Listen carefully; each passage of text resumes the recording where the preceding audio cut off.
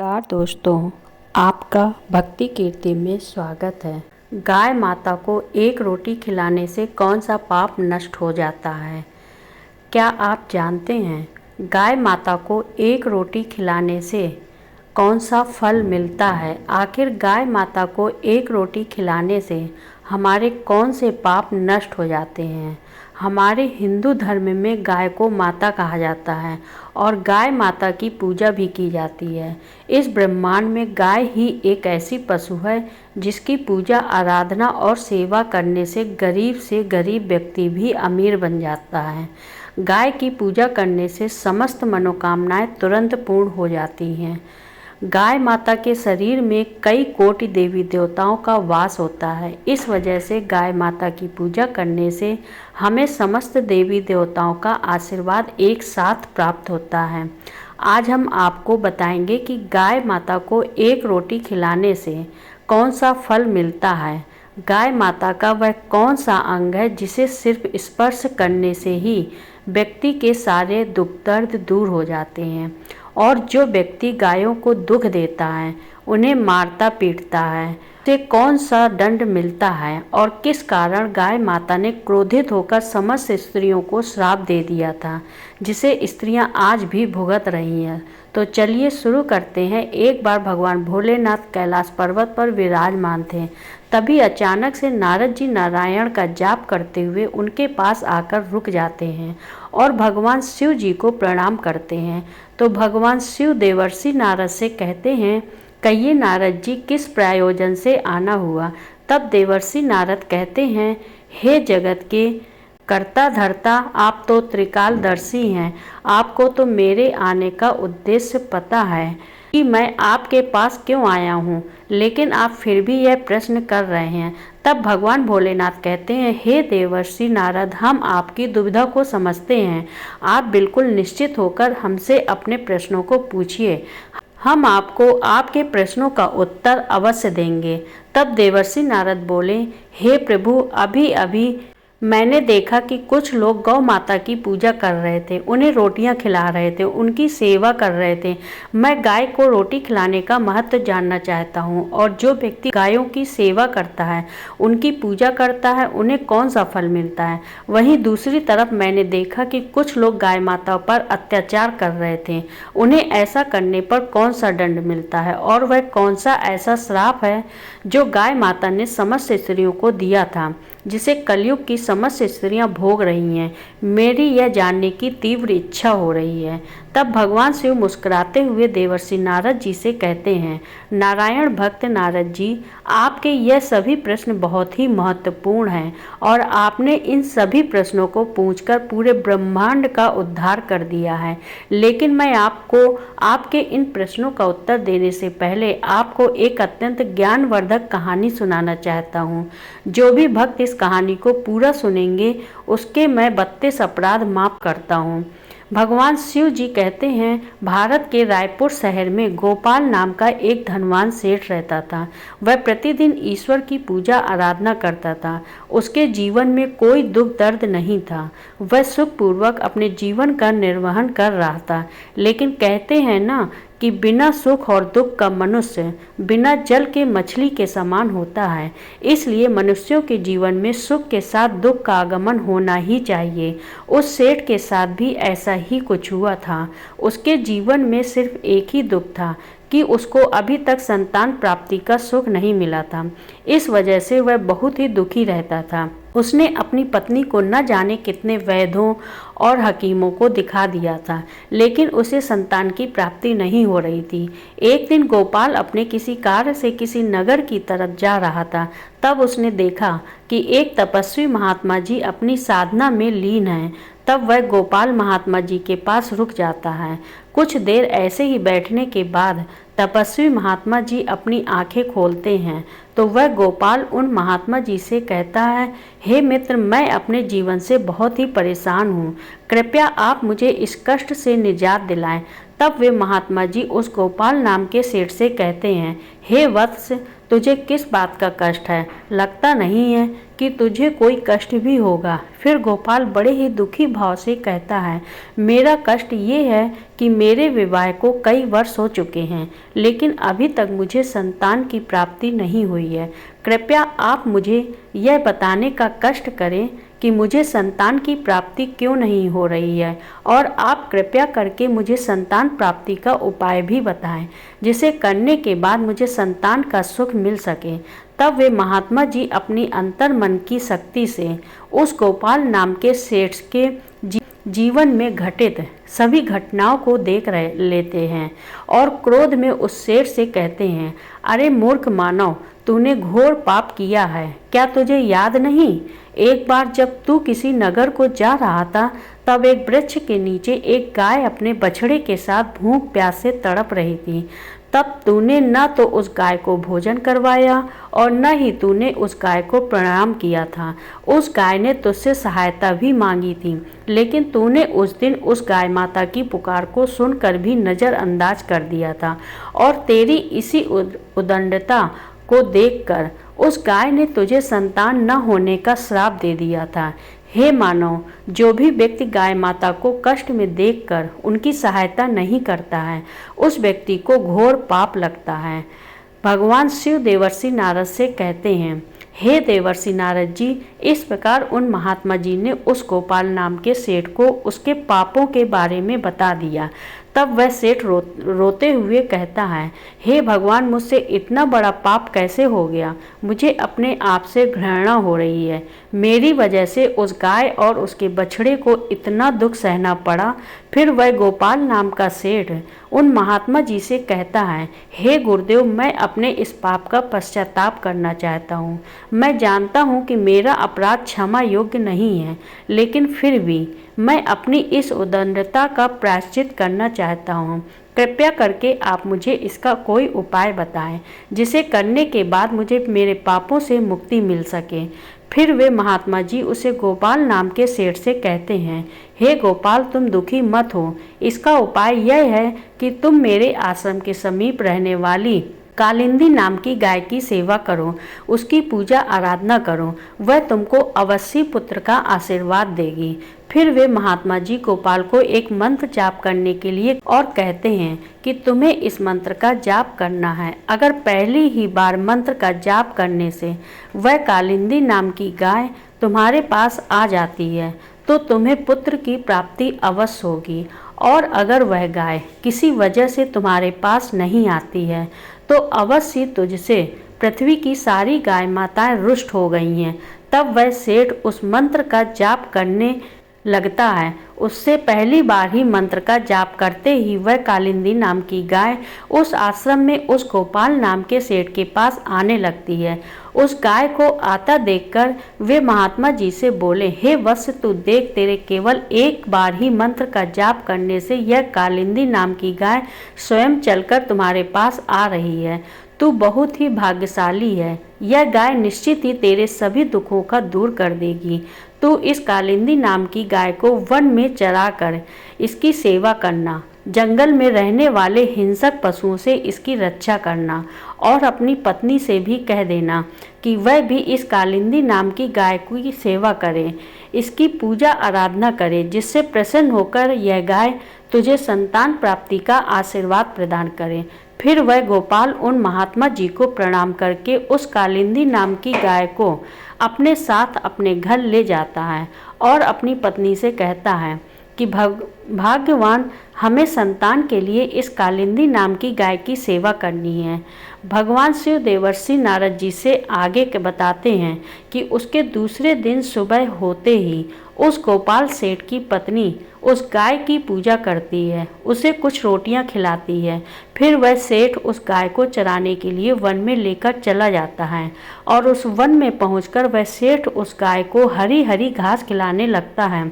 और जब वह कालिंदी नाम की गाय किसी वृक्ष के नीचे विश्राम करने के लिए बैठती है, तो वह सेठ भी उसके साथ बैठ जाता है और विश्राम करने लगता है। फिर वह गोपाल नाम का सेठ उस गाय के शरीर पर बैठी हुई मच्छर मक्खियों को हटाने लगता है और अपने हाथों से उसके मस्तक को सहलाने लगता है।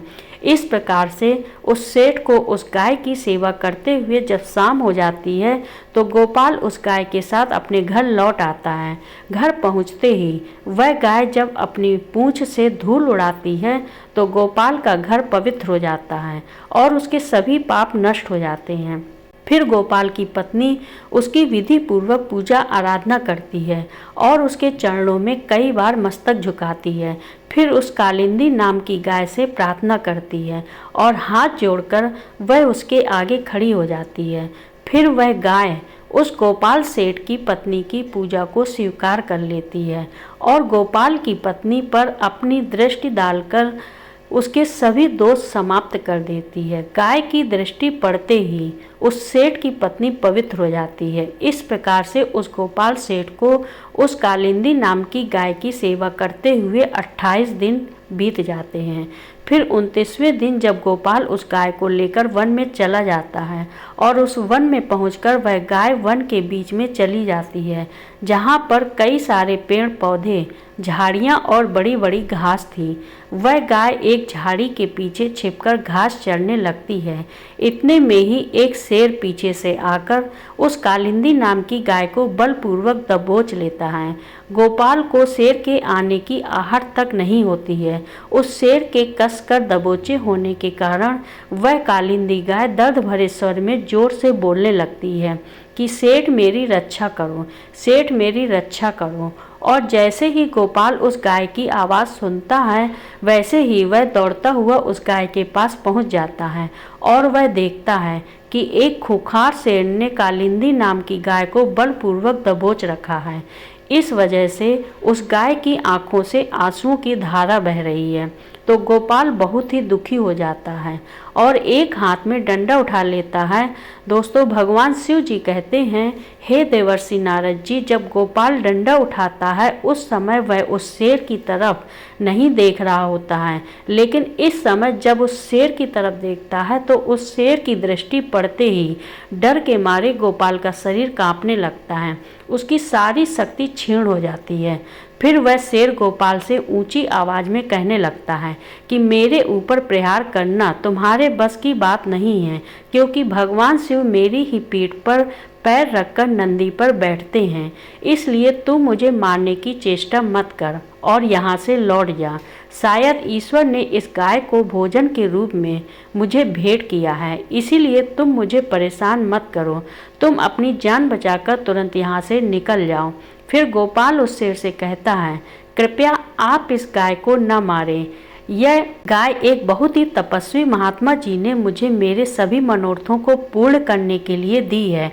कृपया आप इसकी हत्या न करें, क्योंकि इसकी हत्या करने पर तुम्हें महापाप लगेगा और इसका एक छोटा बछड़ा भी है जो घर पर इसका इंतजार कर रहा है।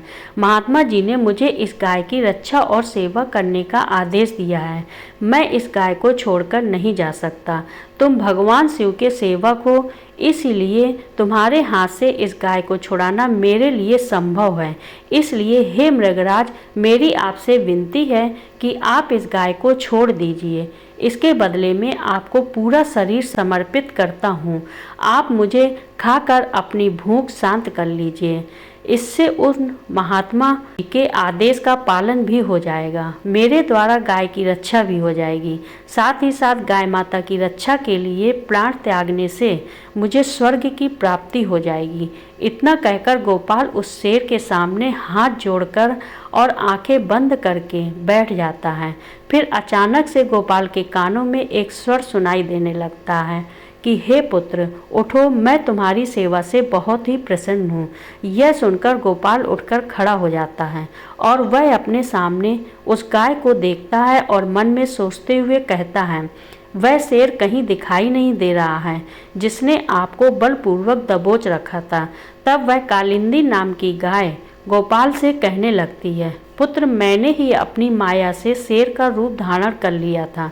मैं तुम्हारी परीक्षा लेना चाहती थी। मैं देखना चाहती थी कि संकट पड़ने पर तुम अपने प्राण बचाते हो या फिर मेरे। यह मैंने कैसे किया, यह तो यमराज भी नहीं जान सकते हैं, लेकिन तुम मेरी परीक्षा में सफल हो गए। तुम मेरे प्राणों की रक्षा के लिए अपने प्राण संकट में डालने के लिए तैयार हो गए थे, इसीलिए मैं तुम पर बहुत प्रसन्न हूँ। अब तुम कहो, तुम्हें कौन सा वरदान चाहिए? मैं अवश्य तुम्हारी मनोकामना को पूर्ण करूँगी। वह गोपाल नाम का सेठ कहता है, हे गौ माता, मेरी केवल एक ही मनोकामना यह है कि कृपया आप मुझे संतान प्राप्ति का सुख प्रदान कीजिए। फिर कालिंदी नाम की गाय ने कहा, हे पुत्र, तुम एक पत्ते के दोने में मेरा दूध लेकर अपनी पत्नी के साथ ग्रहण करो। इससे तुम्हें धर्म का पालन करने वाली संतान की प्राप्ति होगी। वह गोपाल नाम का सेठ कहने लगा, हे गौ माता, मैं आपके मधुर वचनों को सुनकर बहुत ही मुग्ध हो चुका हूँ।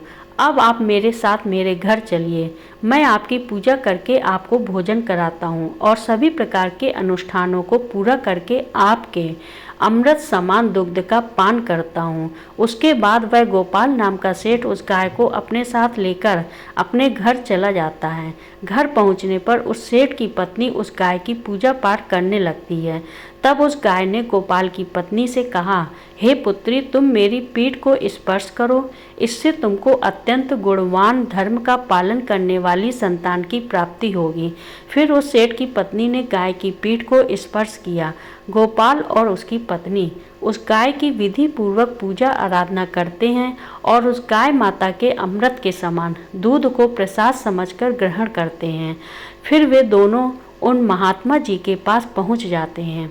तभी महात्मा जी उन दोनों को खुश देखकर कहने लगते हैं, हे धनेश, तुम दोनों से बहुत ही प्रसन्न हैं। अब तुम्हारी सभी मनोकामनाएं अवश्य पूर्ण हो जाएंगी।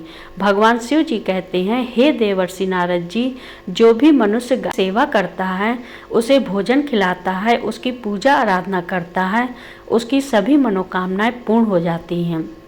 और जो भी व्यक्ति गाय की रक्षा करता है, वह कभी भी गरीब नहीं रहता है और मृत्यु के बाद उस व्यक्ति को सीधा स्वर्ग की प्राप्ति होती है और उस व्यक्ति को भगवान भोलेनाथ के साक्षात दर्शन प्राप्त करने का सौभाग्य मिलता है। जो भी व्यक्ति श्रद्धापूर्वक गाय का दूध पीता है, उसे कोई बीमारी नहीं होती है और जो व्यक्ति गाय की पीठ को स्पर्श करता है, उसके सभी पाप तुरंत ही नष्ट हो जाते हैं। जो व्यक्ति गाय को एक रोटी खिलाता है, वह व्यक्ति नरक की वैतरणी नदी को गाय की पूंछ पकड़कर पार कर लेता है। इतना करने से ही मनुष्य सभी ऐश्वर्य और यश को प्राप्त कर लेता है। वह व्यक्ति कभी भी गरीब नहीं रहता है। हमें गाय माता की सेवा आराधना अवश्य करनी चाहिए, क्योंकि ऐसा करने से मनुष्य को 7 पीढ़ियों तक मनुष्य योनि में जन्म लेने का सुख प्राप्त होता है। गाय माता की सेवा करने वाला व्यक्ति रंक से राजा भी बन सकता है। भगवान शिव जी देवर्षि नारद जी से कहते हैं, इस प्रकार गोपाल के द्वारा उस कालिंदी नाम की गाय की सेवा करने से उसे एक पुत्र की प्राप्ति होती है।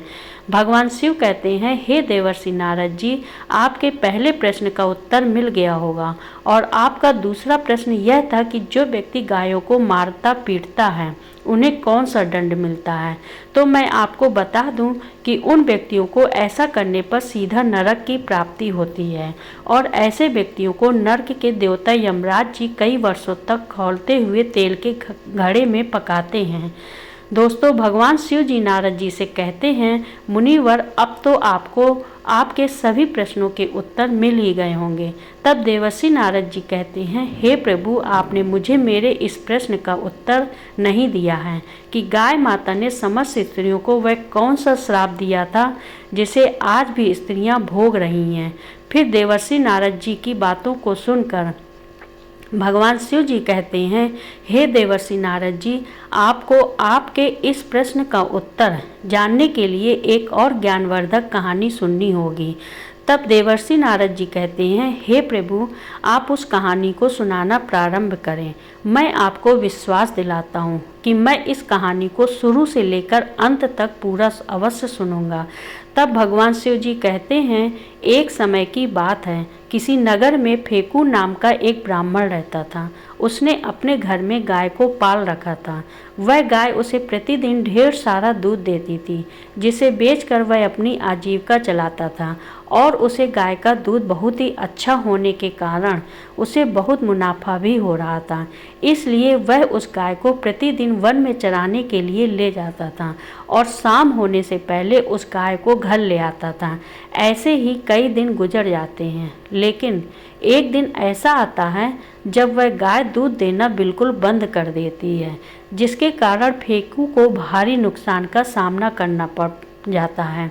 एक दिन उस गाय से परेशान होकर उस गाय को घर से निकाल देता है, और जब वह गाय फेकू के घर में घुसने लगती है, वैसे ही उस गाय को डंडों से पीटने लगता है, जिससे वह गाय बहुत ही दुखी रहने लगी थी।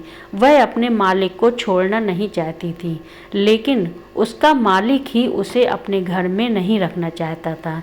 इस वजह से वह गाय फेकू के घर में जाना छोड़ देती है और वह एक वन में जाकर रहने लगती है। उस वन में चारों तरफ हरी हरी घास थी, जिसे खाकर वह गाय अपना पेट भर लेती थी और एक पेड़ के नीचे बैठकर रात गुजार लेती थी। ऐसे ही कई महीने गुजर जाते हैं, लेकिन एक दिन जब वह गर्भवती हो जाती है तो उसे बहुत ही कठिनाइयों का सामना करना पड़ जाता है, किंतु वह किसी तरह से कष्ट को सहती हुई अपना जीवन यापन करने लगती है। इस वन के समीप में एक नगर पड़ता था। उस नगर में एक किसान रहता था। उसकी पत्नी बहुत ही लालची स्वभाव की थी। उसके लालची स्वभाव से वह किसान बहुत ही परेशान रहता था। दोस्तों, भगवान शिव जी कहते हैं, एक दिन जब उस गाय को गर्भवती हुए 9 महीने बीत जाते हैं, तब अचानक से उसे तीव्र पीड़ा शुरू हो जाती है, लेकिन किसी तरह से वह उस पीड़ा को सहन कर लेती है और वह गाय एक सुंदर से बछड़े को जन्म दे देती है। उस बछड़े को जन्म देने के बाद वह बछड़ा बहुत ही ज़्यादा गंदा हो जाता है, क्योंकि उस गाय ने गलती से अपने बछड़े को कीचड़ में जन्म दे दिया था। और वह गाय अपने बछड़े को हिंसक जंतुओं से बचाने के लिए उसे अपनी पीठ पर रखने का प्रयास करने लगती है, लेकिन वह ऐसा करने में बार बार असफल हो रही थी, जिससे वह गाय बहुत ही दुखी हो गई थी। तभी अचानक किसान की पत्नी किसी कार्य के लिए उस वन में पहुंच जाती है, जहां पर वह गाय अपने बछड़े को हिंसक जंतुओं से बचाने के लिए उस बछड़े को अपनी पीठ पर रखने की कोशिश कर रही थी। जब किसान की पत्नी ने देखा कि उस गाय ने एक बछड़े को जन्म दिया है और उसके आसपास कोई भी नहीं है, तो किसान की पत्नी के मन में लालच जाग उठता है और वह अपने मन में सोचने लगती है कि चलो मैं इस गाय को अपने घर ले चलती हूँ, यह मुझे ढेर सारा दूध देगी, जिससे मैं अपना बहुत सारा धन इकट्ठा कर लूँगी।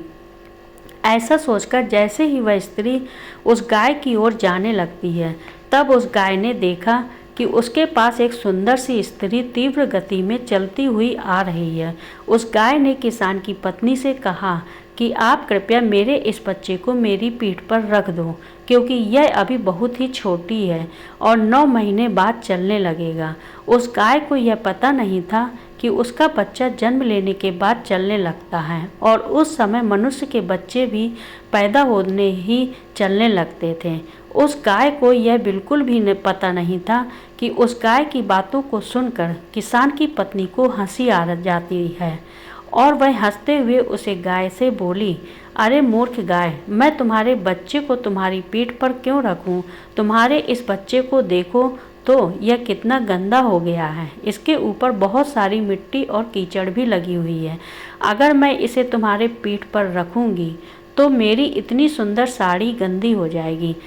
तभी क्रोध में आकर उस गाय ने उस किसान की पत्नी को श्राप देते हुए कहा कि हे मूर्ख स्त्री, तू मेरे बच्चे को मेरी पीठ पर रखने में हिचकिचा रही है और तू मेरे बच्चे को गंदा कह रही है।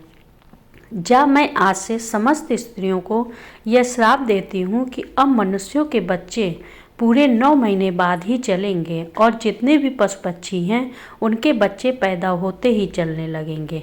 दोस्तों, भगवान शिव देवर्षि नारद से कहते हैं, इस प्रकार गाय माता के श्राप को कलयुग की स्त्रियों को भी भोगना पड़ रहा है। ऐसा पहले नहीं था। पहले मनुष्य के बच्चे पैदा होते ही चलने लगते थे। सतयुग में सुक्तियों पैदा होने के तुरंत बाद ही अपने पैरों पर चलने लगे थे और वेद व्यास भी जन्म लेने के तुरंत बाद अपने पैरों पर चलने लगे थे। यह बात तो सतयुग की थी, लेकिन कलयुग में ऐसा कुछ भी नहीं है। कलयुग में मनुष्यों के बच्चों को अपने पैरों पर चलने के लिए कम से कम 9 से 10 महीने लग जाते हैं। इसका कारण यह है कि गाय माता ने क्रोध में आकर समस्त स्त्री जाति को एक भयानक श्राप दे दिया था। उस दिन से समस्त स्त्रियों के बच्चे पैदा होते ही अपने पैरों पर चलने की प्रक्रिया वहीं पर रुक गई थी और गाय माता के श्राप के कारण कलयुग में स्त्रियों के बच्चे 9 से 10 महीने के बाद ही अपने पैरों पर खड़े हो पाते हैं और गायों के बच्चे उसी दिन से पैदा होते ही अपने पैरों पर चलने लगते हैं। इसीलिए किसी की आत्मा को ठेस नहीं पहुंचाना चाहिए, दूसरों के दुख में दुखी हो जाना चाहिए और दूसरों के काम आना चाहिए और साथ ही पशु पक्षियों की सहायता करनी चाहिए। उस स्त्री की एक गलती की वजह से कलयुग की समस्त स्त्रियों को गाय माता के श्राप का फल भोगना पड़ रहा है। दोस्तों, भगवान शिव जी कहते हैं, देवर्षि नारद जी, अब तो आपको आपके सभी प्रश्नों के उत्तर मिल ही गए होंगे। तब देवर्षि नारद जी कहते हैं कि हे प्रभु, अब मुझे मेरे सभी प्रश्नों के उत्तर मिल गए हैं और आपने मुझे बहुत ही महत्वपूर्ण ज्ञान दिया है।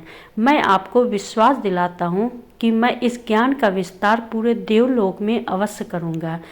आपको ये कथा कैसी लगी, कृपया कमेंट करके ज़रूर बताइएगा। वीडियो पसंद आया हो तो लाइक करें, अपने दोस्तों के साथ भी शेयर करें और कमेंट बॉक्स में जय लक्ष्मी माँ अवश्य लिखें।